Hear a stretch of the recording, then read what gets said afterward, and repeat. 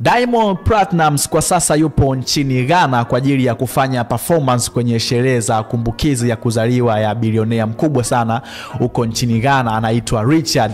Nimejaribu pia kufuatilia hapa, kuna uwekezaji mkubwa sana umefanyika kwenye hili tukio, kuanzia venue, setups za tukio lenyewe, jinsi ambavyo litakuwa, vitu vipo juu sana. Sasa Baba Levo kupitia ukurasa wake wa Instagram ameshare picha yenye maneno yanayosomeka 2.7 billion kwa show ya dakika 47, lakini pia kaambatanisha na emoji za kunyoosha mikono juu, akiashiria kwamba hii kweli ni noma, kwa maana kwamba hiyo ndio pesa ambayo Diamond atalipwa kwenye hiyo show. Tukio kama hili pia Diamond amewahi kulifanya kule nchini Kenya, Mombasa, baada ya kulipwa bilioni 2.3 kwenye kufanya performance ya harusi. Sasa turudi kwenye tukio lenyewe hili la leo. Ukiachana na Diamond, kuna wasanii wengine pia watapata nafasi ya kufanya show kwenye hili tukio, akiwemo Davido, kuna Kid Music, kuna Stone Boy, lakini pia King Promise atapata nafasi ya kuperform, na hao ndio wasanii watakao perform kwenye hili tukio la kutimiza miaka 40 kwa bilionea